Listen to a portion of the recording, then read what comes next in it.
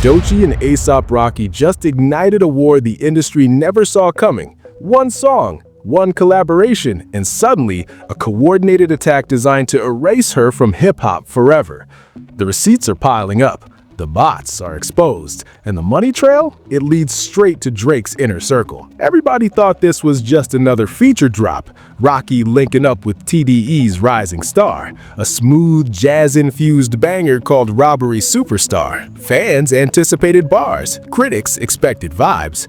That was the version everyone prepared for, but the moment that track hit streaming platforms, chaos erupted. Not applause, not viral dance challenges. No, a tsunami of hate. Burner accounts, copy-pasted insults, coordinated takedown attempts flooding every comment section within minutes. And here's the twist that's got the whole internet spinning right now. New leaked screenshots just surfaced showing group chats, payment confirmations, and influencer briefs, all timestamped before the song even dropped. This wasn't organic backlash. This was a calculated assassination attempt on Doechii's career, and the architects, they're hiding in plain sight. Let me break down exactly what we're looking at here, because this is where everything stops being theory and starts becoming undeniable reality. TMZ dropped the first breadcrumb 3 days ago, a screenshot from an anonymous insider, group chat titled Project Blackout. The messages? Chilling. If she drops on Rocky's album, we unleash the tsunami. Timestamp? 2 weeks before Robbery Superstar released. Coincidence? Not a chance. But fans online turned into full-blown investigators, and what they uncovered is straight mind-blowing. They started archiving every negative comment posted in the first hour of the song's release. Over 4,000 accounts. And here's where it gets wild. 78% of those accounts were created within the same 48-hour window. Brand new profiles, 0 followers, identical syntax patterns, copy-pasted phrases like overrated, industry plan, she doesn't belong here. That's not organic criticism, that's a bot army with a mission. Online detectives took this to the next level. They ran reverse image searches on profile pictures. Guess what they found? Stock photos, royalty-free faces purchased in bulk from the same 3 websites. They analyzed posting intervals. Every single burner account posted negative comments at exactly 17-minute intervals, like clockwork, like they were running off a script, because they literally were. Then the audio forensics crew showed up. Engineers started pulling apart the track's waveform, studying every layer, every sample, every hidden detail Doechii and Rocky embedded into the mix. And folks online swear they found something that changes the entire narrative. At 2 minutes and 47 seconds, right after Rocky's line, "Fashion killer, ain't no gun on me," there's a layered audio sample buried beneath the 808s. Slow it down. Isolate the frequencies. It's a 911 call. Panic in the voice. Shell casings hitting marble. Real, raw, unfiltered fear. Fans are saying Rocky and Doechii didn't just make a song, they staged an actual mock robbery inside the studio, capturing genuine adrenaline, real fight-or-flight responses in their ad-libs. If that's true, this track isn't art, it's evidence. It's a confession disguised as a banger. And it gets even crazier. Spectrogram analysis? Yeah, people went that deep. Reveals visual patterns hidden in the sound waves at 3 minutes and 33 seconds. When you zoom in and decode the frequency spikes, Morse code, and it spells out 3 letters, KDT. Vote K. Kendrick Lamar.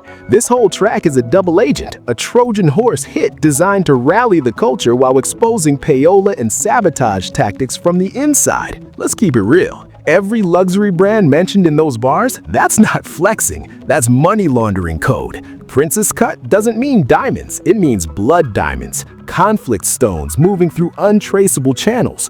Python bags aren't fashion, they're cartel courier bags used to transport cash across borders. Rocky's entire verse is a map of how dirty money flows through the industry disguised as braggadocio. Even the mixing choices scream intentional rebellion. Listen with headphones. Doechii's voice sits heavy in the left speaker. The have-nots, the underdogs, the ones fighting from the bottom. Rocky's voice dominates the right speaker. The haves, old money, established power. But at the chorus, they collide dead center. Symbolic wealth redistribution. audio activism, a sonic revolution hiding in plain sight, and most people streamed it without catching the deeper meaning. Fans swear this is the most subversive track released in the last 5 years, and honestly, the evidence backs it up. From the bot attacks to the buried samples to the hidden messages encoded in the sound itself, this isn't just music, it's warfare. Digital, psychological, cultural warfare. And Doechii is standing at the center of the battlefield, refusing to back down. But here's what really makes all of this click into place. Streaming analytics showed something bizarre in the first 72 hours. The skip rate at 31 seconds spiked unnaturally. Normally, skip patterns are random, scattered. Human behavior is chaotic. But this? Algorithmic, precise, too perfect. Data analysts traced the traffic back to IP addresses registered to a marketing firm previously hired by OVO Sound, Drake's label. The same firm caught manipulating streaming numbers during the Kendrick beef last year. They got fined, they got exposed, and now they're back, doing it again, this time targeting Doechii. Think about it. The timing, the coordination, the financial motive. Everything points to a shadow campaign designed to destroy her rise before she becomes untouchable. Because once she crosses that threshold, once she becomes the next Kendrick, the next voice that unites the culture, there's no stopping her. And that terrifies the gatekeepers, the execs, the power brokers who profit off keeping black women in hip-hop boxed in, controlled, and silent. This is the moment where speculation becomes pattern, where conspiracy becomes investigation, and where one song transforms into a cultural reckoning that nobody in the industry can ignore anymore. Now let's get into the real motive behind all of this madness, because this is where the entire puzzle clicks into place and you start seeing the bigger picture nobody wants you to see. Doechii's rise didn't happen by accident. She is TDE, Top Dog Entertainment.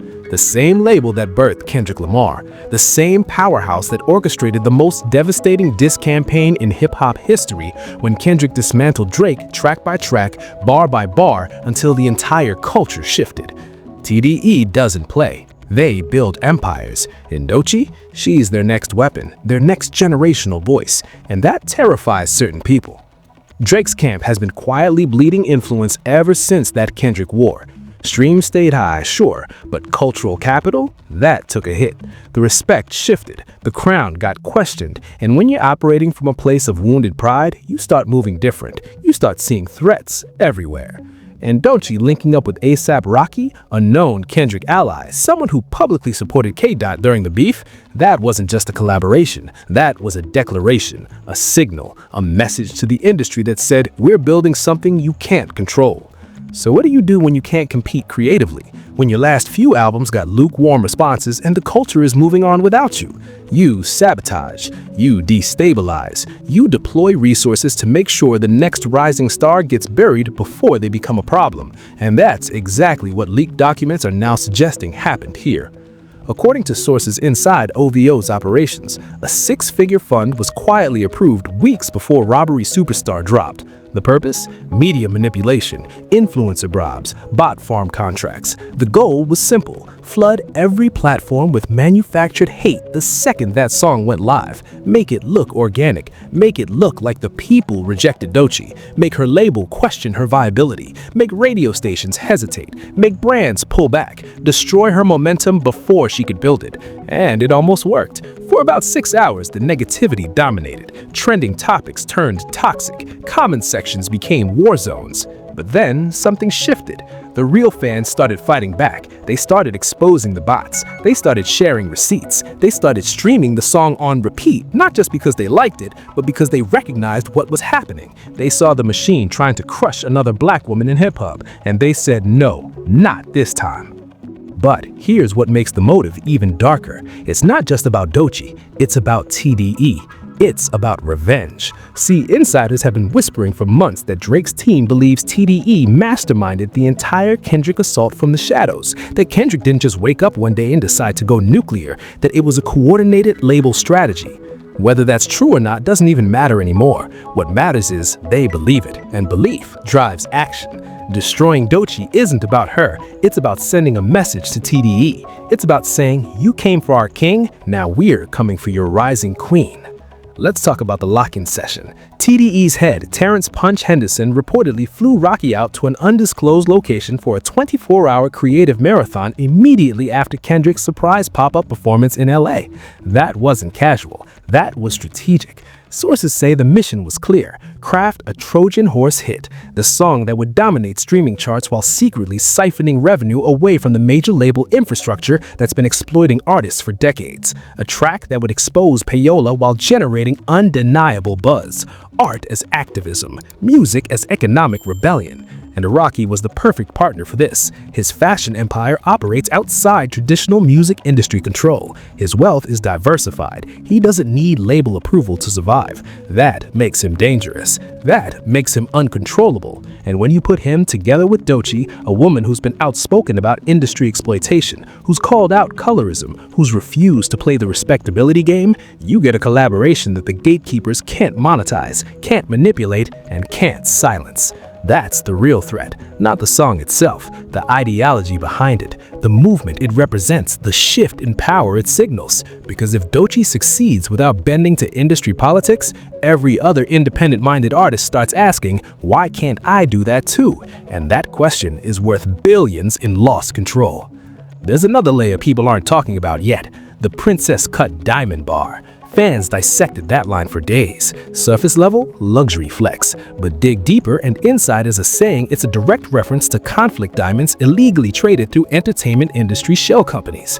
Rocky's been vocal about ethical fashion. He's called out brands using exploitative labor. And now he's calling out financial crimes hidden in plain sight, wrapped in platinum chains and magazine covers. That line isn't fiction. It's investigative journalism disguised as a hook.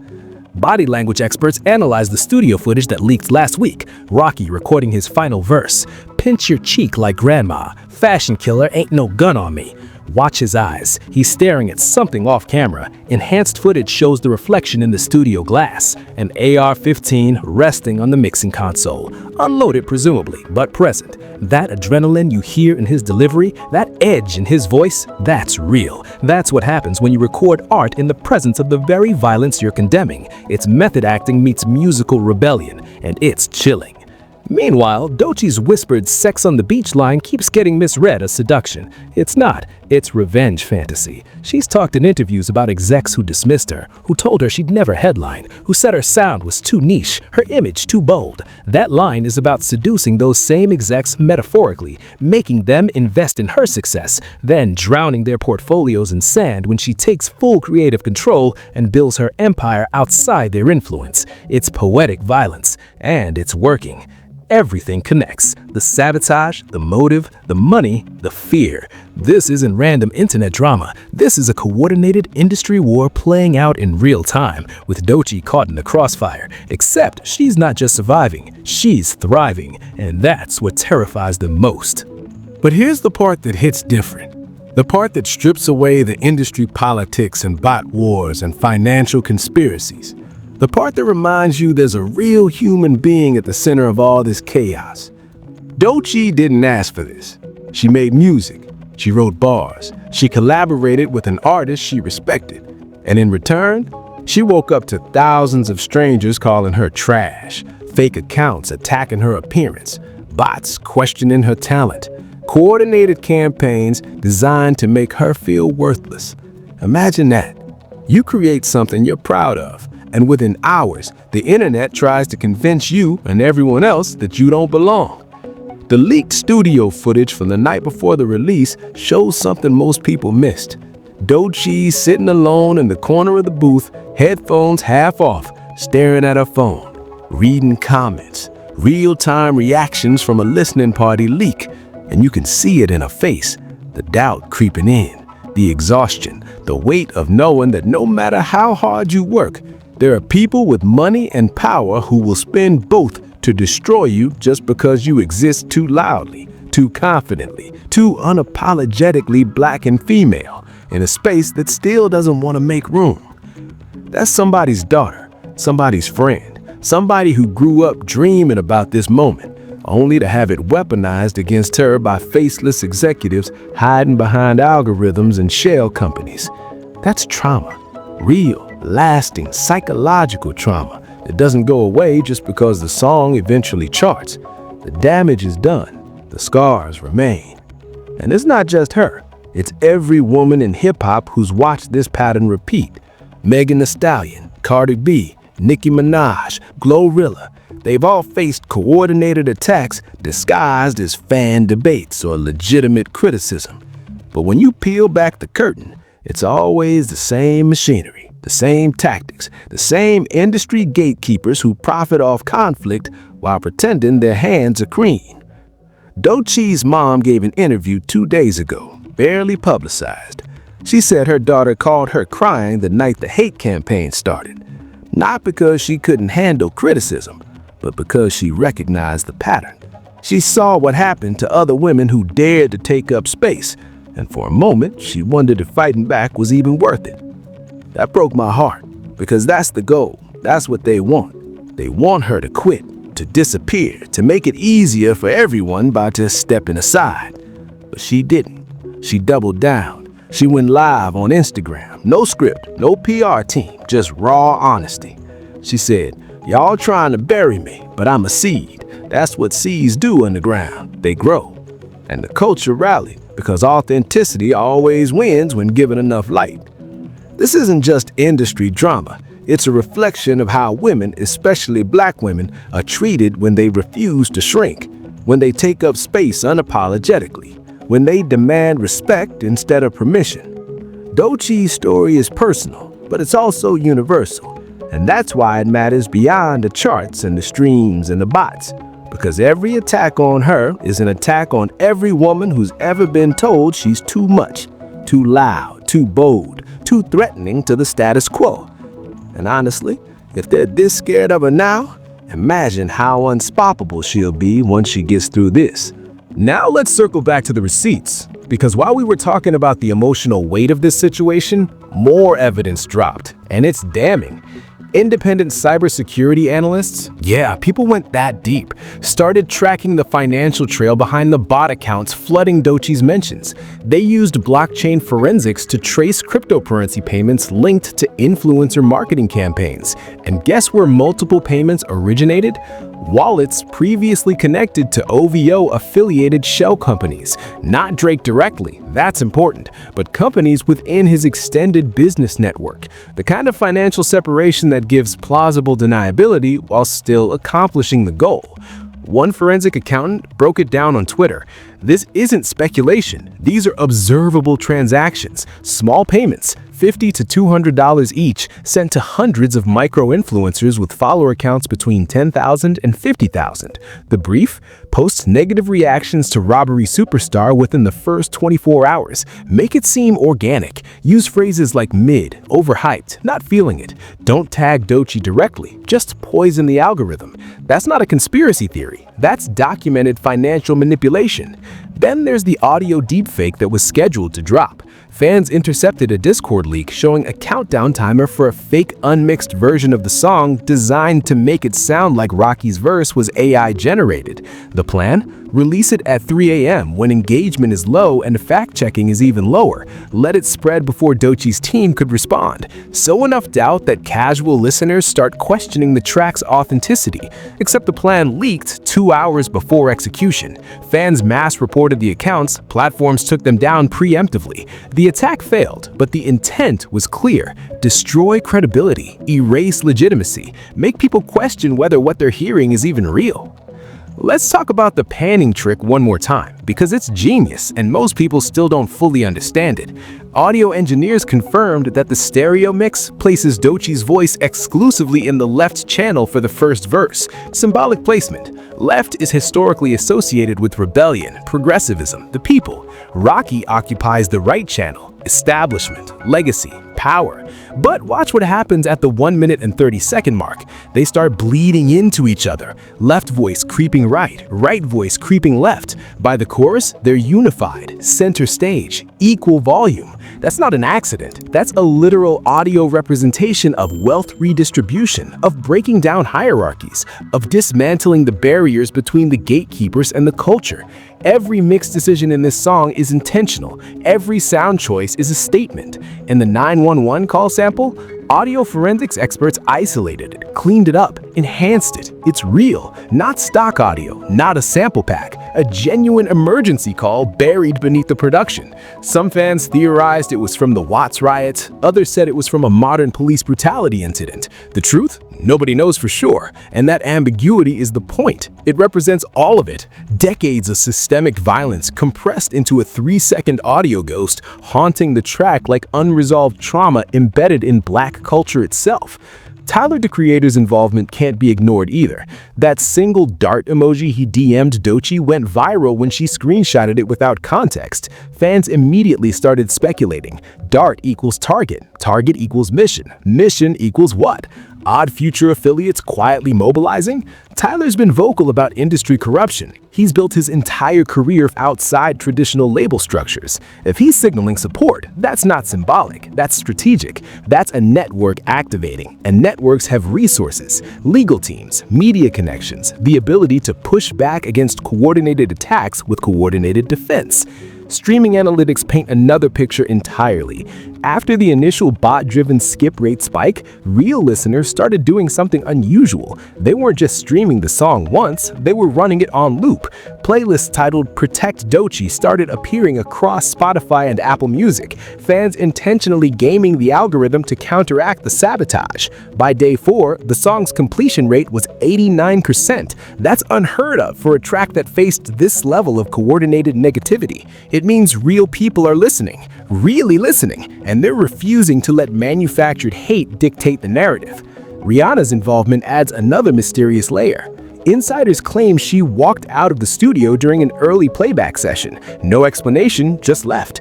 Fans speculated it was creative differences, but sources close to the situation say it was the Tropical Girl line, Doechii's delivery, the phrasing. Rihanna reportedly recognized a reference to her own Rolls-Royce trunk, a specific detail only someone with access to her private life would know. If that's true, it means Doechii is either incredibly well connected or someone fed her insider information to include as proof of concept.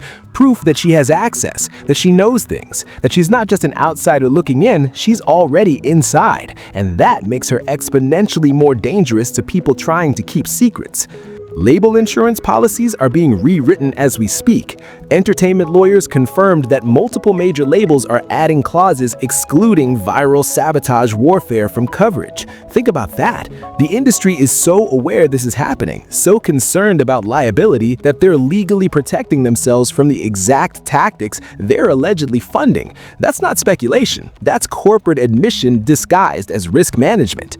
Even the SEC is reportedly monitoring hip-hop lyrics now, not for explicit content, for coded references to stock-moving subliminals, for coded references to market manipulation, for financial crimes hidden in bars. If Rocky and Doechii embedded real intelligence in this song, actual investigative journalism disguised as entertainment, regulatory bodies might be forced to act, and that opens up an entirely new dimension of legal and financial consequences that nobody in the industry is prepared for.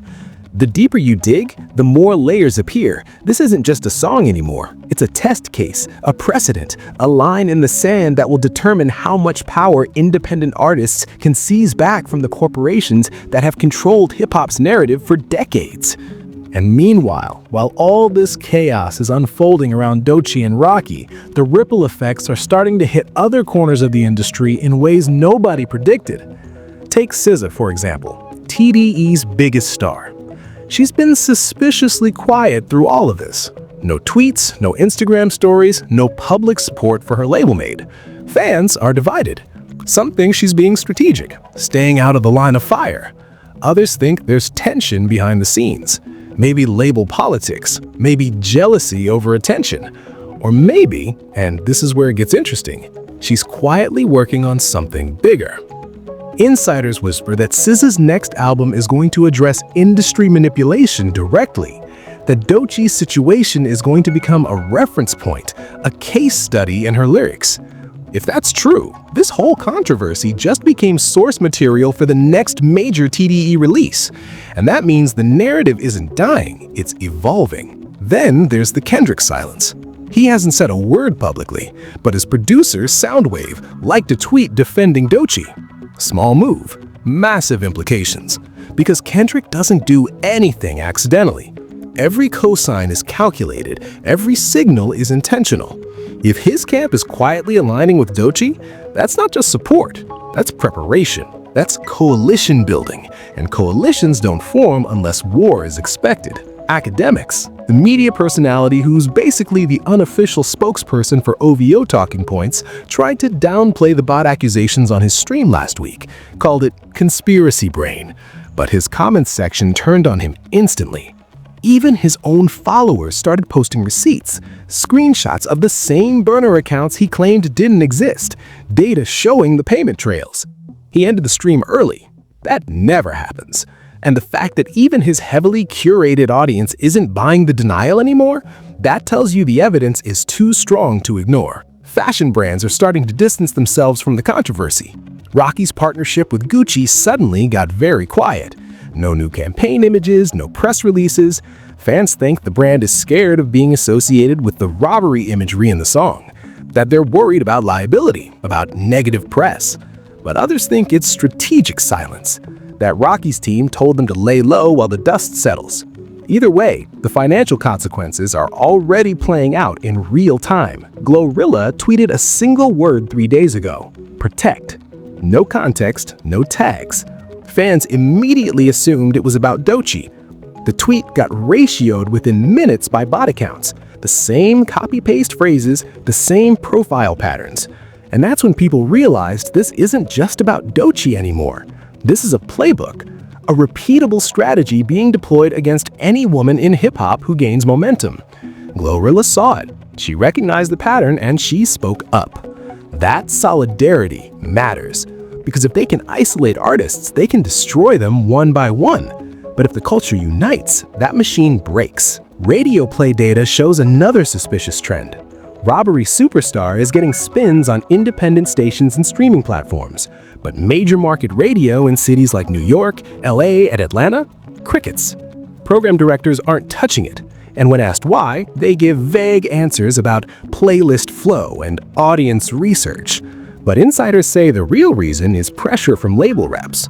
Quiet suggestions that playing the song might affect relationships, might impact future access to bigger artists. That's not coincidence. That's coordinated gatekeeping. And it's exactly what TDE expected, which is why they built the release strategy around streaming and social media from the start. They knew traditional infrastructure would resist. Even the Grammy conversation is heating up. It's early, but industry insiders are already debating whether Robbery Superstar is eligible for nominations. Some argue the controversy disqualifies it. Others argue the controversy proves its cultural impact. If it gets nominated and wins, that's validation. If it gets snubbed, that's ammunition for the industry is rigged narrative. Either way, TDE wins because they've positioned this release as a cultural moment that transcends traditional metrics. Sales matter, streams matter, but the conversation, that's worth more than platinum plaques, and all of this is still unfolding. New information drops daily, new theories emerge hourly. The story refuses to die because the stakes refuse to lower, and everybody watching knows this is bigger than one song. This is a blueprint, a case study, a war manual for how independent-minded artists can fight back against industry suppression. And that's why every new detail matters, because the outcome here sets the precedent for the next 10 years of hip-hop. What we're witnessing here isn't just celebrity drama. It's a fundamental shift in how power operates in the music industry, and the implications stretch far beyond Doechii, Rocky, or even TDE. This is about control. For decades, labels controlled distribution, they controlled radio, they controlled who got pushed and who got buried. But streaming changed that. Social media changed that. Now, artists can build empires without permission. They can reach millions without a single radio spin. And that terrifies the gatekeepers, because once you remove their leverage, their entire business model collapses. Doechii's situation is a test case. If they can destroy her momentum using bots, bribes, and coordinated media manipulation, they send a message to every other independent-minded artist. Step out of line, and this is what happens. But if she survives, if she thrives despite the attacks, then the message flips. It becomes, they tried to stop her and failed, which means you can survive too. That's why this matters beyond hip-hop. This is a blueprint for how digital warfare gets weaponized against anyone threatening established power. Political campaigns use these tactics. Corporations use these tactics. Governments use these tactics. And now we're watching it play out in real time in the entertainment industry, where the stakes are high, but the legal accountability is basically non-existent. The SEC monitoring lyrics for financial crimes? That's unprecedented. That opens up a Pandora's box of questions. Can art be used as evidence? Can metaphor be prosecuted? Can bars become subpoenas? If regulatory bodies start treating songs like investigative journalism, the entire creative process changes. Artists start self-censoring, labels start lawyering every line, and the culture suffocates under legal paranoia. But there's another angle. If artists can use music to expose real crimes, real corruption, real exploitation, real financial manipulation without getting sued for defamation because it's just entertainment, then suddenly hip-hop becomes the most powerful investigative tool in media, more powerful than newspapers, more powerful than documentaries, because it reaches more people, it spreads faster, and it can't be ignored. That's the double-edged sword Doechii and Rocky just unsheathed. They've turned a song into a weapon, and now everyone's watching to see if the industry bleeds. The bigger conversation is about responsibility, too. When you have a platform, when you have millions listening, what do you owe them? Entertainment? Truth? Both? And when those two things conflict, which one wins? Doechii's walking that line right now, giving people a banger they can vibe to while embedding messages that challenge the systems oppressing them. That's art. That's activism. That's dangerous. And that's exactly why they're trying so hard to stop her. So where does this go from here? Because the story isn't over. It's barely even started. Industry insiders are predicting 3 A&Rs lose their jobs by next week.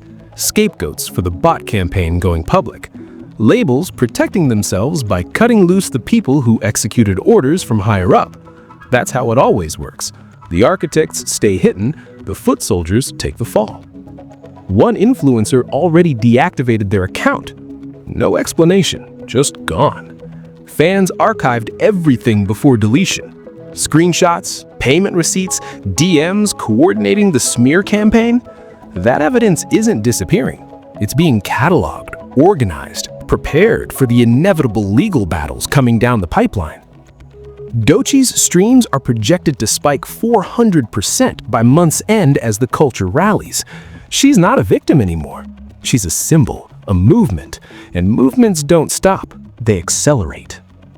But there's the darker possibility too, that the bots win, that the algorithm successfully buries the song, that casual listeners never discover it because the hate drowned out the art, that Doechii becomes a cautionary tale instead of a success story, that the industry learns they can still control the narrative if they just spend enough money and deploy enough violence.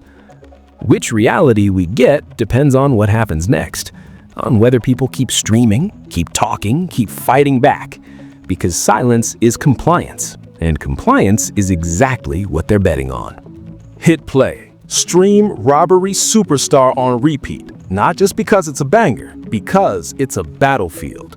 Comment #protect Doechii if you're riding with the culture, or stay quiet and let the suits win. Either way, this was the moment, the line in the sand, and you were here when it was drawn. Stay locked in. More coming, and I'll see you next time.